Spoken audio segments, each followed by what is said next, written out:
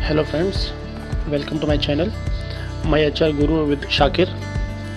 आज हम एक बहुत ही ज़रूरी टॉपिक पर बात करेंगे कि इंटरव्यू में जब एचआर आपसे पूछे कि आपकी सैलरी एक्सपेक्टेशंस क्या हैं, तो आपको सीटीसी मांगनी चाहिए या इन हैंड सैलरी।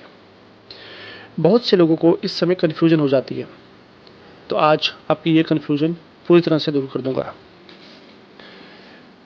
लेकिन आगे बढ़ने से पहले अगर आपने अभी तक चैनल सब्सक्राइब नहीं किया है तो अभी कर लें, ताकि ऐसी महत्वपूर्ण जानकारियाँ आप मिस ना करें।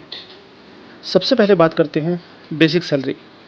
बेसिक सैलरी यानी आपका मूल वेतन, जो आपकी कुल सैलरी का लगभग 35% से लेकर 50% तक होता है। उदाहरण के लिए, अगर आपकी कुल सैलरी 30,000 रुपये है, तो आपकी बेसिक सैलरी 12,000 से लेकर 15,000 के बीच में होगी। अब इस बेसिक सैलरी में कंपनी कुछ अलाउंसेस जोड़ती है, जैसे house rent allowances, travelling allowances, medical allowances. हर कंपनी का स्ट्रक्चर अलग होता है। तो कुछ कंपनियां सारे अलाउंसेस देती हैं, कुछ केवल कागज़ पर दिखाती हैं। तो आपकी बेसिक सैलरी प्लस आपके अलाउंसेस मिलकर बनाते हैं आपकी ग्रॉस सैलरी, यानी कि बिना किसी कटौती के आपको कितना सैलरी मिलता है वो होती है आपकी ग्रॉस सैलरी। अब आता है डिडक्शंस। अब ग्रॉस सैलरी में से जो कटौतियाँ होती हैं वो हैं पीएफ, ईएसआई, टीडीएस, इंश्योरेंस या अन्य कोई लोन, ईएमआई, अन्य कोई सुविधा जो कंपनी आपको प्रोवाइड करवाती है। इन सभी कटौतियों के बाद जो सैलरी बचती है वो होती है आपकी नेट सैलरी या इन हैंड सैलरी। और यही वह सैलरी है जो आपके खाते में आती है। अब बात करते हैं सीटीसी यानी कॉस्ट टू कंपनी की। सीटीसी का मतलब होता है कि कंपनी आपके ऊपर कुल कितना खर्चा कर रही है, वो सारे खर्चे इसमें शामिल होते हैं। इसमें कंपनी की तरफ से दिया गया पीएफ, ईएसआई, इंश्योरेंस या आपको कोई भी बेनिफिट, आपको कोई लैपटॉप, मोबाइल, कूपन्स वो देती है, वो भी इसमें गिना जाता है।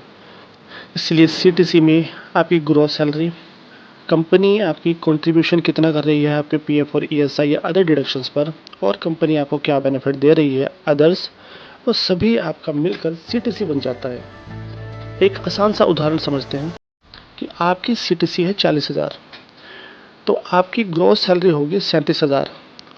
ये 2,000 की कटौती आपके पीएफ और ईएसआई या अदर जो डिडक्शन होती है वो हो सकती है। और अब आपके अकाउंट में आएंगे 35,000 रुपये, जो होगा आपका इन हैंड सैलरी या नेट सैलरी। अब इंटरव्यू में क्या बोले, सीटीसी या इन हैंड? जब आपसे एचआर पूछे कि आपकी सैलरी एक्सपेक्टेशंस क्या है, तो हमेशा इन हैंड सैलरी की बात करें, क्योंकि अगर आप सिर्फ सीटीसी बोलते हैं तो कंपनी उसमें अपने हिसाब से कई खर्चे जोड़कर आपका इन हैंड अकाउंट कम कर देती है।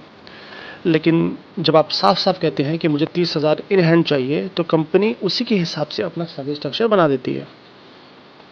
एक टिप देना चाहूँगा कि अगर ऑफर लेटर आपको मिलता है तो उसके बाद कंपनी से अपना सैलरी स्ट्रक्चर ज़रूर पूछें कि आपका सीटीसी कितना है, आपकी ग्रॉस सैलरी कितनी है, आपकी कटौतियाँ कितनी है, और नेट सैलरी या इन हैंड सैलरी क्या बनेगी।